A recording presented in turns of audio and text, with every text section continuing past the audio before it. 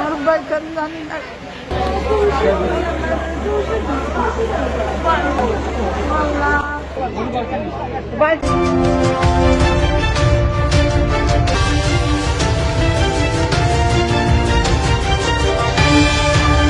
আমার নাম শাহাতিকুর রহমান সুমেল।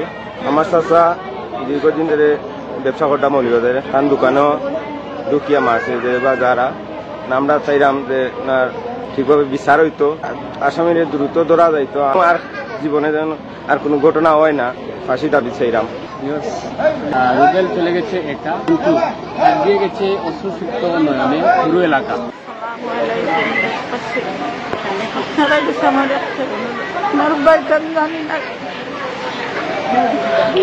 আমার ন্যায় বিচার আমরা তো বাইরে আইসি, আমরা কষ্ট বেদনা আপনারা দেখবা সব কিছু, ওটাই আপনারা বিচার।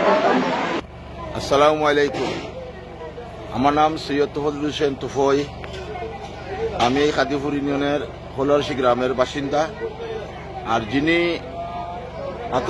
হাতে নিহত হয়েছেন মৌলবাজার শমশনগর রোডও ব্যবসা করতা, ব্যবসা প্রতিষ্ঠানও তাই থাকতা, তো যেন ব্যবসা অনেক দিন ধরে করতা। আর মাগরিবর নামাজের সময় সন্ত্রাসীরা ঢুকিয়া তান্ডে নির্মমভাবে হত্যা করছে। তাই আমার সম্পর্কে আমার মার ছোট ভাই। আমরা এই সমস্ত অনাকাঙ্ক্ষিত ঘটনা যেভাবে ঘটতেছে সারা দেশে, সারা এলাকায়, আমরা তার তীব্র নিন্দা জানাই। আর পাশাপাশি আমরা আইন শৃঙ্খলা বাহিনীকে, যেহেতু রাষ্ট্রের আইন শৃঙ্খলা বাহিনী আমাদের জনগণের সেবা দেওয়ার জন্য, শান্তি প্রতিষ্ঠা করার জন্য, তাদের কাছে আমাদের অনুরোধ, আপনারা যেন এই মর্মান্তিক ঘটনার লাগিয়া যারা দায়ী তাদেরকে ধরে দৃষ্টান্তমূলক শাস্তি দান করা। অন্যথায় যদি এই যে খুন হয়েছে, এই খুনের পরে যদি আমাদের পুলিশ প্রশাসন বলেন, অন্যান্য প্রশাসন বলেন, এরা যদি এই কাজটা করতে পারে না, যারা সন্ত্রাসী তাদেরকে ধরতে পারে না, তাহলে আরো অহরহ ঘটবে। আমরা চাই না আমাদের মামা আমরা হারিয়েছি, আমরা চাই না আমাদের আরেক ভাই হারুক।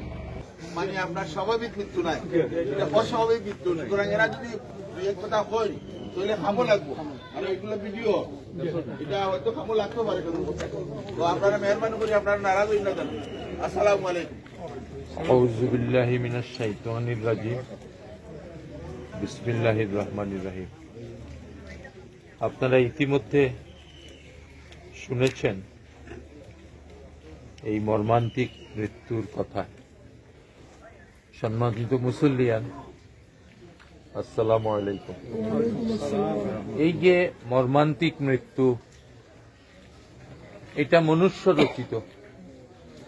আমরা যেভাবে শুনেছি যে ওনার দোকানের পার্শ্ববর্তী সেখানে একটা ওয়াশরুম আছে, ওয়াশরুমের কাছে তাকে আততায়ীরা পিছন থেকে ছুরিকাঘাত করেছে, সমস্ত শরীর ঝাঁঝরা করে দিয়েছে।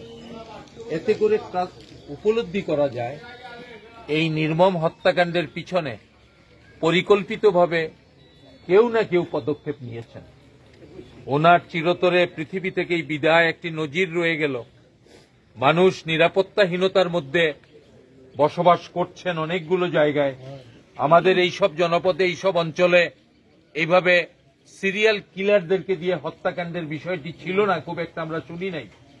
কিন্তু গত পরশুদিন এই ঘটনাটা মাগরিবের সময় ঘটল। আজকে আরেকটি মাগরিবের সময় চলে আসছে। আজকে 2 দিন হয়ে গেল প্রশাসন কাউকে গ্রেপ্তার করতে পেরেছে বলে আমরা শুনি নাই। আসসালামু আলাইকুম ওয়া রাহমাতুল্লাহি ওয়া বারাকাতুহু। উপস্থিত হাজিরানে মজলিস, আমরা সাধারণত জানাজার নামাজও যাই এবং আমরা আসলে খোয়া বা বক্তৃতা দেওয়া এটা আসলে আমরা পছন্দ করি না, মানুষও পছন্দ করে না। কিন্তু এই যে লাশ আমরা সামনে, এটা কোনো স্বাভাবিক মৃত্যু নয়। আপনারা জানেন যে গত পরশুদিন মাগরিবের সময় এই ভদ্রলোক আমরা এই বাড়ির মানুষ, আমরা এলাকার সন্তান, মৌলভীবাজার ব্যবসা করেন, তার দুইটা দোকান আছে। তার ব্যবসা প্রতিষ্ঠানের পাশেই তান্ডে খেবা খারা হত্যা করছে চুরি কাগজ করিয়া। আমরা মনে করি যে এই ঘটনার পিছনে অবশ্যই কোনো না কোনো মহল জড়িত আছে, কেউ না কেউ হত্যা করাইছে। তো আজকে মৌলভীবাজারবাসীর পক্ষ থাকি, ব্যবসায়ীর পক্ষ থাকি এবং মৌলভীবাজার কুলাউড়া ওয়েলফেয়ার অ্যাসোসিয়েশনের পক্ষ থাকি আজকে মানববন্ধন হয়েছে, প্রতিবাদ হয়েছে। আমরা আশা করবো এখানে আবেদ রেজা ভাই সহ বিভিন্ন পর্যায়ের নেতৃবৃন্দ আছেন। আমরাও কুলাউড়াবাসী এই হত্যাকাণ্ডের বিচার চাই এবং আইন শৃঙ্খলা বাহিনী অবশ্যই এই রহস্য উদ্ঘাটন করিয়া এই হত্যাকাণ্ডের সঠিক বিচার যদি না হয় তাহলে সমাজও এইভাবে খুন খারাপির প্রবণতা বৃদ্ধি পাইব।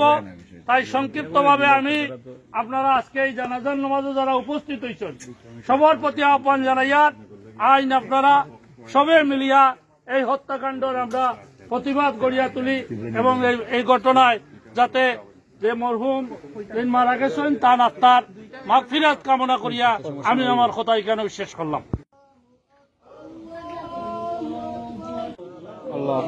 اللهم من أحييته منا فأحيا على الإسلام ومن توفيته منا فتوفه على الإيمان آمين. لنا ولوالدينا رب ارحمهما كما ربياني صغيرا আল্লাহ তোমার বন্দারে আমরা হাতে ভাই বান্ধিয়া তোমার কুদরতি দরবার সফিয়া তুমি মনিবর দরবার হাত পাতবা আল্লাহ রব্বুল আলামিন তোমার বন্দারে শহীদ হিসাবে কবুল আর মঞ্জুর ফরমাও।